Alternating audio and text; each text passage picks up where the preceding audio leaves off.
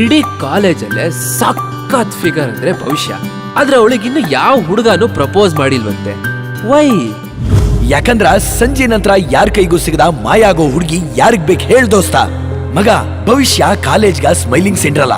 ಕಾಲೇಜ್ನಾಗ ಯಾವ್ದೇ ಫೆಸ್ಟ್ ಇರ್ಲಿ, ಯಾವ್ದಾರ ಪಾರ್ಟಿ ಇರ್ಲಿ, ಗ್ರೂಪ್ ಸ್ಟಡಿ ಇರ್ಲಿ, ಇಲ್ಲ ಏನೇ ಇರ್ಲಿಪಾ, ಅವಳು ಮಾತ್ರ 8 ಗಂಟೆ ನಂತರ ಯಾರ ಕೈಗೂ ಸಿಗಂಗಿಲ್ಲ. ಆದ್ರ ಆಕಿ ಎಲ್ಲಿ ಹೊಕ್ಕಾಳ, ಎಲ್ಲಿ ಇರ್ತಾಳ ಅಂತ ಇವತ್ತಿಗೂ ಯಾವಂಗೂ ಗೊತ್ತಿಲ್ಲ. ಆಗ ನಿನಾದ್ ಗೆಳತಿ, ಹೇ, ಆ ಬಿಕಾಂ ಫೈನಲ್ ಇಯರ್ ಸೂರ್ಯ ಇದ್ನಲ್ಲ, ಅವನು ಭವಿಷ್ಯನ ಫಾಲೋ ಮಾಡಿ ಒಂದಿನ ಅವಳಿಗೆ ಪ್ರಪೋಸ್ ಮಾಡೋಕೆ ಅಂತ ಅವಳು ಮನೆಗೆ ಹೋದ. 3 ದಿನ ಹಾಸ್ಪಿಟಲ್ ಅಲ್ಲಿ ಇದ್ದು ಆಮೇಲೆ ಯಾರಿಗೂ ಹೇಳ್ದೆ ಕೇಳ್ದೆ ಕಾಲೇಜ್ನೇ ಬಿಟ್ಟು ಹೋದ ಅಂತೀನಿ. ಇದೆಲ್ಲ ಕೇಳಿದ ಮೇಲೂ ನಿನಾದ್ ಕೈಯಲ್ಲಿ ಗುಲಾಬಿ ಹಿಡ್ಕೊಂಡು ಭವಿಷ್ಯಗೆ ಪ್ರಪೋಸ್ ಮಾಡ್ಬೇಕು ಅಂತ ಅವಳ ಮನೆಗೆ ಹೋಗ್ತಾನೆ. ಆಗ ಭವಿಷ್ಯಳ ಮನೆಯ ಕಿಟಕಿ ಓಪನ್ ಆಗಿರುತ್ತೆ. ಒಳಗಡೆ ಏನೋ ವಿಚಿತ್ರವಾಗಿ ಧ್ವನಿ ಬರ್ತಿರುತ್ತೆ. ಆ ಕಿಟಕಿಯಲ್ಲಿ ಏನಾಗ್ತಿದೆ ಎಂದು ನೋಡುವ ನಿನಾದ್ಗೆ ಒಂದು ಕ್ಷಣ ತಲೆ ಗಿರ್ರನ್ನುತ್ತೆ. ಕೈಲಿದ್ದ ಗುಲಾಬಿನ ಕೆಳಗಡೆ ಹಾಕ್ತಾನೆ. ನೋಡ್ತಿದ್ದಂತೆ ಬೆವರ್ತಾನೆ. ನಿನಾದ್ ಬಂದ್ ದಾರಿ ಕಡೆ ಓಡ್ಕೊಂಡು ಬರ್ತಾನೆ.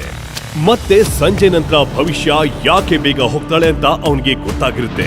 ಮರುದಿನ ಕಾಲೇಜಿನ ಕ್ಯಾಂಪಸ್ ನಲ್ಲಿ ನಿನಾದ್ ಭವಿಷ್ಯಳನ್ನ ಮೀಟ್ ಮಾಡಿ ಹೇಳ್ತಾನೆ, ನಿನ್ ಅಸ್ಲಿ ಮುಖದ ಸತ್ಯ ನನಗ್ ಗೊತ್ತಾಯ್ತು ಭವಿಷ್ಯ. ನೀನ್ 8 ಗಂಟೆ ನಂತರ ಎಲ್ಲಿಗೆ ಹೋಗ್ತೀಯಾ, ಏನ್ ಮಾಡ್ತೀಯಾ, ಎಲ್ಲನೂ ನಾನ್ ನೋಡ್ದೆ. ಭವಿಷ್ಯ ಮುಖದಲ್ಲಿ ಏನೋ ಬದಲಾವಣೆ ಕಾಣುತ್ತೆ. ಆಗ ಭವಿಷ್ಯ, ನಿನಾದ್, ದಯಮಾಡಿ ಈ ವಿಷಯನ ಯಾರ ಹತ್ರನೂ ಮಾತಾಡ್ಬೇಡ. ಈ ಸೀಕ್ರೆಟ್ ಎಲ್ರಿಗೂ ಗೊತ್ತಾದ್ರೆ ಮತ್ತೆ ನಾನು ಈ ಕಾಲೇಜ್ನ ಬಿಟ್ಟು ಹೋಗ್ಬೇಕಾಗುತ್ತೆ. ಭವಿಷ್ಯಳ ಅಸಲಿ ಮುಖ ಯಾವುದು? 8 ಗಂಟೆ ನಂತರ ಅವಳು ಎಲ್ಲಿ ಮಾಯವಾಗ್ತಾಳೆ?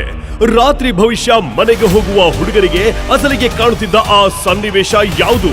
ಮರುದಿನ ಆ ಸೂರ್ಯ ಪ್ರಜ್ಞೆ ತಪ್ಪಿ ಬಿದ್ದಿದ್ದು ಯಾಕೆ? ನಿನಾದ್ ಇಡೀ ಕಾಲೇಜ್ ಮುಂದೆ ಭವಿಷ್ಯಳ ಅಸಲಿ ಮುಖವನ್ನ ತೆರೆದಿರ್ತಾನ? ಈ ರೀತಿಯ ಕಥೆಗಳನ್ನು ಕೇಳಲು ಈಗಲೇ ಪಾಕೆಟ್ ಎಫ್ಎಂ ಆಪ್ ಡೌನ್ಲೋಡ್ ಮಾಡಿ. ಆಪ್ ಡೌನ್ಲೋಡ್ ಮಾಡಲು ಲಿಂಕ್ ಅನ್ನು ಡಿಸ್ಕ್ರಿಪ್ಷನ್ ಅಲ್ಲಿ ನೀಡಲಾಗಿದೆ.